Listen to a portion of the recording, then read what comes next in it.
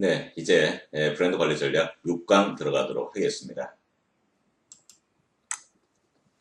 저희가 5강에서는 이 브랜드를 구성하는 여러 가지 요소 중에서 가장 기본적인 이 브랜드 네임에 대해서 같이 한번 공부를 해봤습니다. 그럼 6강에서는 이 브랜드 네임과 거의 비슷한 중요도를 가지고 있는 브랜드 슬로건이라든지 또 브랜드 심벌 이 부분에 대해서 한번 같이 공부해 보기로 하시죠.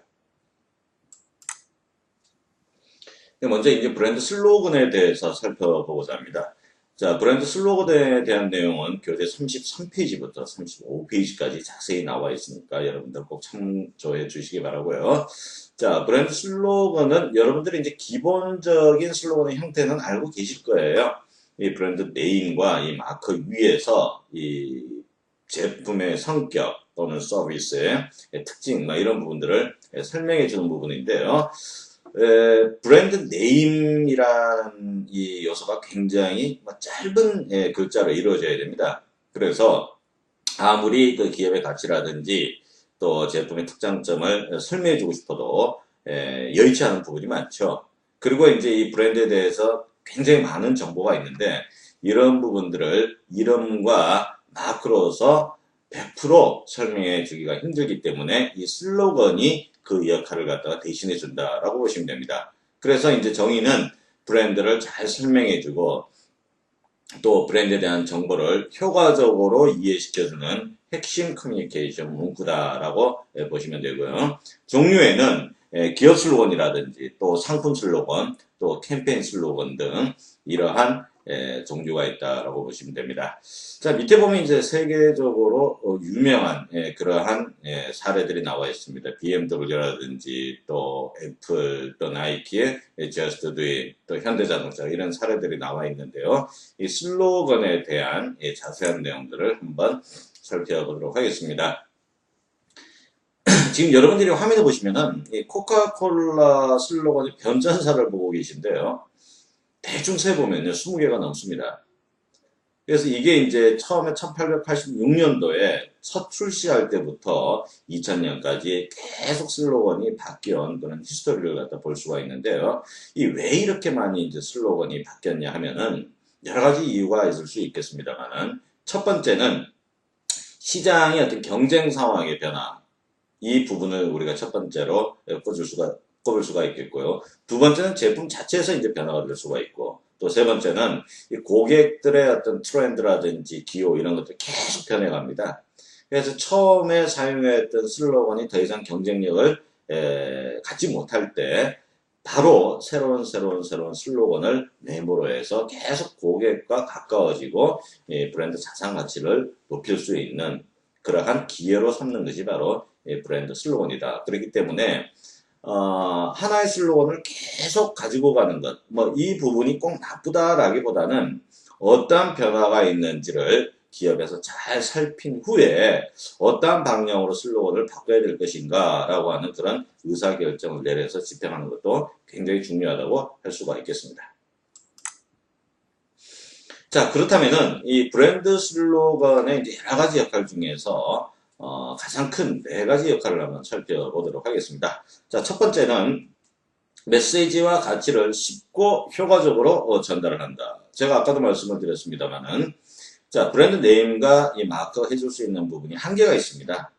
그래서 이러한 부분들을 슬로건이 대신해 주는 것이고, 또 두 번째는 브랜드 포지셔닝이 차별화가 가능하다라는 것인데, 자, 브랜드 포지셔닝이라고 하면은 다른 경쟁 브랜드에 앞서서 우리 브랜드가 가지고 있는 특징이 고객의 머릿속에 가장 먼저 떠오르는 그런 개념이거든요.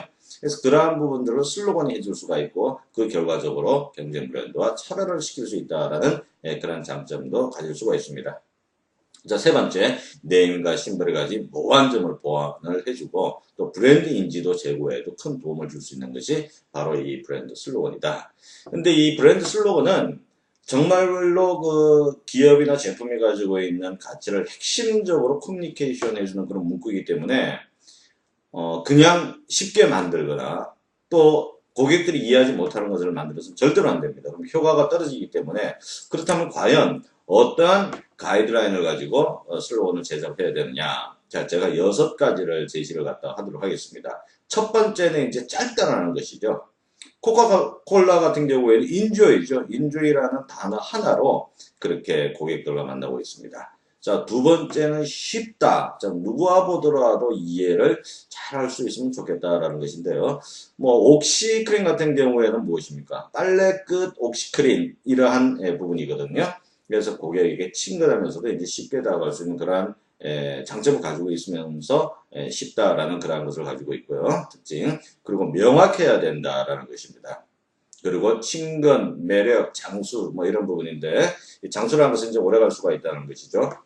앞서도 이제 보셨습니다만은 이 나이키의 Just Do It 같은 그런 브랜드 슬로건은 정말로 만들어진 이후부터 지금까지 또 앞으로도 계속 고객에게 사랑받을 수 있는 그런 브랜드 슬로건이라고 할 수가 있습니다. 왜냐하면은 세 개 단어로서 그 브랜드가 하고자 하는 얘기를 정말로 쉽고 또 명확하게 전달을 하기 때문에 그렇다고 볼 수가 있는 것이죠. 그래서 이 브랜드 슬로건을 만들 때 다음과 같은 6가지의 가이드라인을 가지고 도출해 낸다고 하면은 그 기업이 의도하는 충분한 효과를 볼 수 있다라고 결론을 내릴 수가 있습니다. 자, 이제 브랜드 슬로건 마친 다음에 브랜드 심볼로 들어가는데요. 브랜드 심볼은 교재 28페이지에서 33페이지까지 있습니다. 교재 내용 참고해 주시고요. 자, 지금 밑에 보면 뭐 삼성이라든지 코카콜라라든지 나이키라든지 뭐 이렇게 세계적으로 이제 유명한 이 브랜드 마크 심볼들이 이제 나타나 있는데 이 심볼 마크도 브랜드 네임보다도 어떻게 보면 훨씬 더 중요하다라고 이제 볼 수가 있는 것이죠. 보면은 특히 나이키 같은 경우에는 나이키라는 이름을 보지 않고서도 저 마크만 보고서도 저게 나이키인 줄 아는 그만큼 이제 유명한 그런 사례가 될 수가 있거든요. 그렇기 때문에 언어적인 부분보다도 시각적으로 고객과 쉽게 만날 수가 있다 하면은 그게 최고의 브랜드 마크가 될 수 있는 것이고 우리가 잘 아는 사례로는 뭐 애플이라든지 뭐 나이키 한 뭐 요 정도 범위 내에서만 가능한 거지 다른 어떠한 브랜드도 이름이 없이 마크만 가지고 고객이 쉽게 그 기업 또는 브랜드를 인지하는 경우는 쉽지 않다고 할 수가 있습니다. 그래서 이 브랜드 심볼의 역할은 역시 이제 가장 브랜드의 기본적인 역할인 식별이라는 그런 기능이 있습니다. 근데 그 식별을 언어적으로 하는 것이 아니고 그림 기호를 통해서 시각적으로 표현을 한다. 그 시각적으로 표현하는 요소다라는 것인데 이 심볼 마크에도 많은 이 요소들이 들어갈 수가 있는 것이죠. 단지 어려운 것은 그 부분을 압축해서 전달을 해야 된다는 그런 부분이 어렵습니다. 보면은 지금 삼성 같은 경우에도 컨셉은 무엇이냐면요. 삼성그룹의 마크 같은 경우에도 저러한 타원형의 저 원이 글로벌을 의미하는 것입니다. 그러니까 국제적인 세계적인 기업이 되겠다라는 것을 의미하는 것이고 코카콜라 같은 경우에는 글자로만 이렇게 이제 구성되어 있는데 저 독특한 저 서체를 스펜스체라고 합니다. 저 코카콜라는 저 체에 인조이 경쾌함이라는 그러한 내용이 다 포함되어 있는 것이죠 보면. 그래서 브랜드 심볼도 쉽게 만들어지는 것이 아니고 우리의 브랜드의 가치를 얼마만큼 잘 포함할 수 있느냐라는 것에 생명이 있다고 할 수 있습니다. 자, 그러면 이 브랜드 마크가 갖춰야 될 조건 5가지에 대해서 이제 살펴보겠습니다. 자, 뭐 브랜드 네임과 큰 차이는 없습니다. 역시 첫 번째는 창의적이어야 되고 차별성이 있어야 되고 그러니까 어디선가 본 것 같다라고 하면은 이 그 브랜드 마크는 생명력이 다소 떨어진다라고 이제 볼 수가 있고요. 또 마크를 봤을 때 고객들이 일반 소비자들이 저게 무슨 뜻일까 하고 어렵게 이렇게 생각을 한다거나 고민을 한다거나 그런 곤란하겠죠, 그죠? 한 번 봤을 때도 쉽게 이제 기억이 될 수 있는 또 지금 뭐 요사에 보면 엄청나게 많은 이제 그 브랜드 마크들이 거래에서도 이제 볼 수가 있습니다만 쉽게 눈에 띌 수 있고 또 친근감을 가져야 된다라는 것이고 세 번째는 이제 다양한 매체에 적용이 이제 가능해야 된다라는 것인데요. 자, 여기는 이제 어떤 의미를 가지고 있냐면은 자, 컬러로는 상당히 큰 생명력을 가지고 있는데 흑백으로 이 마크를 보여주려니까 전혀 구현이 되기가 힘들다라고 하면 좀 곤란한 것이죠. 그리고 오프라인 쪽에서는 잘 구현이 되는데 온라인에 적용을 시켜보니까 또 문제가 있더라라고 하면은 그 부분도 잘못된 것입니다. 그래서 다양한 매체 또 다양한 컬러적으로도 이 적용이 가능할 수 있는 그런 브랜드 마크를 만들어야 되고요. 자, 역시 이제 뭐 부정적 현상 배제 브랜드 네임에서도 나왔습니다만은 어떠한 형상이 자, 뭐 동양권에서는 전혀 문제가 없는데 서양권에서는 그게 문제가 된다라고 하면은 부정적인 현상이 될 수가 있거든요. 그런 부분들도 한번 글로벌 브랜드 같은 경우에는 사전에 점검을 한번 해봐야 될 필요가 있습니다. 자, 역시 상표 등록이 가능해야 된다. 자, 문자 상표와 마찬가지로 이 마크 같은 경우에는 도형 상표라고 하는데요. 이 도형 상표 측면에서 상표 출원과 동시에 등록이 나중에 등록이 가능해야 되는 그러한 부분의 조건을 가지고 있습니다.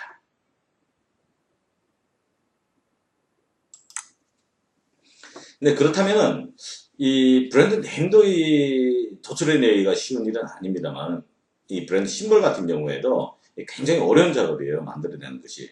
그래서 어떠한 이 소스를 가지고 개발을 할 수 있는지 이 부분에 대해서 저희가 한 6가지로 살펴보도록 하겠습니다. 자, 첫 번째는 업종과 관련된 소재를 이제 형상화하는 이제 그런 부분입니다. 두 번째는 요즘 들어와서 가장 많이 사용하는 그런 방법인데요. 기업 가치라든지 또 기업이 가지고 있는 철학 이 부분을 이 마크에서 한번 활용을 해보자라는 것이고요. 세 번째는 그 기업이 보유하고 있는 상징물이 있습니다.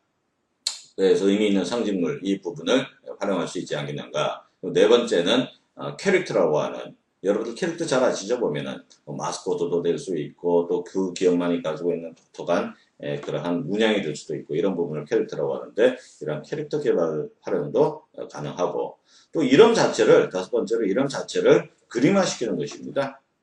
그리고 이제 여섯 번째는 이름을 워드마커 하는 것. 아까 여러분들이 사례를 보셨던 코카콜라 같은 경우에는 글자만 가지고 이렇게 마크를 만든 것이거든요. 그래서 이러한 내용들을 워드마크라고 해요. 그래서 이 워드마크 시키는 방법. 그래서 요 한 가지의 식에 대해서 우리가 사례를 살펴보도록 하겠습니다. 먼저 이제 업종 관련 소재 형성인데요. 자, 우리 기업이 또는 우리 기업에서 만드는 제품이 어떠한 제품인지를 쉽게 고객들에게 설명을 해줬으면 좋겠다라는 의도에서 출발한 심볼들이 될 수가 있습니다. 그래서 첫 번째로 이제 웰라를 보면요. 웰라는 이 독일 제품인데요. 머리와 관련된 헤어와 관련된 모든 제품이 다 나옵니다. 그래서 이 머리를 어떻게 이제 형성을 할 것인가라는 것인데 이 웰라라는 것은요. 영어로 따지면은 웨이브, 이 물결이라는 그런 뜻이에요. 그래서 이제 이 물결과 머리카락 모양을 잘 이렇게 조화를 해서 마크화시킨 그런 대표적인 케이스가 될 수가 있겠고요. 두 번째 있는 이제 CNN 같은 경우, 이 CNN은 여러분들 잘 아시죠? 미국에서 가장 유명한 유선 통신 방송입니다. 그래서 이 유선이라고 하는 라인이 있어야겠죠, 그죠? 그래서 이 라인이 CNN이라는 이러한 그 글자 속에서 쭉 연결됨으로 해서 유선 방송임을 의미하고요. 세 번째 있는 이 커튼 마크도 여러분들 많이 보셨을 거예요. 그래서 이 커튼 마크는 미국의 국립면화협회에서 인증을 했다라는 그런 의미입니다. 그래서 저 마크가 붙으면은 정부에서 인정한 그런 면화 제품이기 때문에 믿고 구매하셔도 된다라고 하는 신뢰성을 나타내주는 마크라고 할 수가 있죠. 자, 밑에 줄에 보시면 이제 암트랙이라고 있는데요. 딱 보시면은 어떤 기업인지 되게 짐작이 가시죠. 철도 기업입니다. 그래서 이 철도를 형상화한 그런 제품. 그리고 너무나 유명한 이제 버거킹. 자, 버거킹이라는 브랜드 아래 위쪽으로 빵이 들어가 있죠. 이 빵 속에 되게 이제 저희들은 빵 사이에 페트라든지 또 야채라든지 막 이런 과일 이런 부분들을 넣어서 먹는데 그 내용들을 버거킹이라는 이러한 기업명을 소술함으로 해서 하나의 햄버거를 의미하는 그러한 마크를 제시하고 있습니다. 자, 마지막으로 우리나라 마크입니다. 물고기죠. 수협이라는 우리나라 기업의 마크예요. 그래서 수협이라고 하면은 아무래도 바다와 가깝기 때문에 바다와 관련된 그러한 소재를 사용해서 이러한 물고기 마크를 제시를 합니다. 자, 두 번째로 기업 가치 및 철학 반영. 요즘 들어와서 이제 가장 많이 사용하고 있는 그러한 부분이라고 말씀을 아까도 드렸는데요. 첫 번째로 이제 자동차 기업 벤츠 같은 경우에는 지금 세 개의 각이 있습니다. 상단과 좌우로 이제 하나씩 각이 있어서 전체적으로 별 형상을 하고 있는데요. 자, 저거는 이제 창업자가 하늘과 또 땅과 바다에서 최고의 기업이 되겠다라는 그런 의지를 보여주고 있는 것이에요. 그래서 창업주가 이제 직접 만들었는데 저렇게 그러한 하늘과 바다 땅에서 최고의 기업이 돼서 하나의 별이 되겠다라고 해서 저런 별 형상을 띄고 있고, 두 번째로 이제 애플 같은 경우에는 한입 베어먹은 사과죠. 그래서 왜 한입 베어먹은 사과냐, 뭐 여러 가지 이제 이유가 있습니다만은 또 여러 가지 더 설도 있고 합니다만은 아담과 이브, 자 이브가 신이 먹지 말라고 하는 사과를 한 입 베어 먹죠. 그래서 그거는 인간이다라는 것을 의미하는 그런 다른 해석이라고 이제 보시면 됩니다. 그래서 한 입 베어 먹은 사과는 인간적인 컴퓨터를 만들겠다. 그리고 사람들이 쉽게 사용할 수 있는 그러한 제품 서비스를 만들어내겠다. 그런 정신을 담고 있는 것이고요. 세 번째로 이제 중앙일보 같은 경우에도 보면은 이게 보면은 이제 안에 있는 J, 중앙일보를 의미하는 J인데, 요 이니셜이 귀를 담지 않았습니까? 그죠? 그래서 이 전체적인 원은 눈 또는 입, 그러한 형상을 띠고 있습니다. 그래서 이 기업 철학 자체가 국민의 눈과 귀와 입이 되겠습니다. 라고 하는 그러한 철학을 가지고 있기 때문에 그런 철학 하에서 마크가 도출이 되었고요. 마지막으로 우리가 흔히 볼 수 있는 우체국 마크입니다. 제비죠, 제비. 자, 제비는 일단 빠르지 않습니까? 그래서 우편물, 요즘은 택배까지 합니다만은 그러한 부분들을 빠른 속도로 고객에게 전달해 드리겠다라는 그러한 의미를 가지고 있는 것이죠. 또 제비는 반가운 소식을 전해준다라고 하는 그러한 의미도 가지고 있습니다. 그래서 아주 오래전부터 우체국에서 저 마크를 사용을 했다. 다음은 그 기업의 상징물을 활용하는 것입니다. 자, 첫 번째로 이제 피자헛의 이 윗부분을 보면요. 이게 무엇인가 하면 오두막집을 의미합니다. 그래서 왜 이제 저런 오두막 형상이 나왔냐 하면은 피자헛이 가장 먼저 오픈을 한 그 레스토랑이 저런 오두막집이었어요. 오두막집 형태를 가지고 있기 때문에 그것을 마크화 시켰다라고 이제 보시면 되고요. 두 번째로 이 유한양행은 창업주의 성이 유씨인데 이 유씨가 버들 유씨예요. 그래서 저 버드나무가 나왔다라고 그렇게 지금 추출을 하고 있습니다. 그리고 세 번째로 학교의 마크죠. 고려대학교의 마크인데 고려대학교에는 호랑이가 상징물입니다. 그래서 저 상징물을 저 마크에 직접 소재화시켜서 제시한 그런 경우가 될 수가 있겠습니다. 그래서 피자헛의 오두막집, 그리고 유한양행의 버들유씨의 버드나무, 그리고 고려대학교의 호랑이이란 부분들은 전부 다 기업의 상징물을 이용을 한 것이고요. 자, 다음은 이제 캐릭터를 활용한 것인데요. 자, 캐릭터는 요즘 들어서 심볼 마크 이외에 많은 부분에서 이제 캐릭터를 사용을 하고 또 마케팅의 요소로 활용을 하고 있습니다만은 이 캐릭터 자체를 하나의 심볼 마크화 시킨 그런 이제 경우가 될 수가 있어요. 그래서 이제 첫 번째로 KFC 같은 경우에는 역시 이제 창업주를 하나의 그 심볼 마크화 시킨 그런 경우가 되고 있습니다. 미스터 샌더스가 이 창업주예요. 그래서 그 실제 그 창업주인 샌더스 대령의 얼굴을 형상화해서 심볼화 시킨 경우고요. 자, 두 번째 타이어 기업인 미쉐린 같은 경우에는 지금 보시는 저 왼쪽에 있는 저 캐릭터가 무슈 비벤덤, 즉 미스터 비벤덤이라고 하는 그러한 캐릭터입니다. 저 자체를 하나의 심볼 마크화를 시켜서 고객들에게 굉장히 친근한 그런 이미지를 제공을 갖다가 장기간 동안 해오고 있습니다. 자, 마지막으로 이제 웬디스죠. 자, 패스트푸드의 브랜드인데, 웬디스는 1969년도에 데이비드 토마스라는 사람이 처음에 이제 오픈을 했는데요. 자기 딸 이름이 웬디예요. 그래서 이제 웬디스라고 이름을 지었고, 또 캐릭터도 보면은 그 웬디, 자기 딸의 웬디가 빨간 머리에 주근깨가 굉장히 많이 났다고 합니다. 그래서 자기 딸의 얼굴을 그대로 캐릭터화 시켜서 심볼 마커화 시킨 그런 사례가 될 수가 있겠습니다.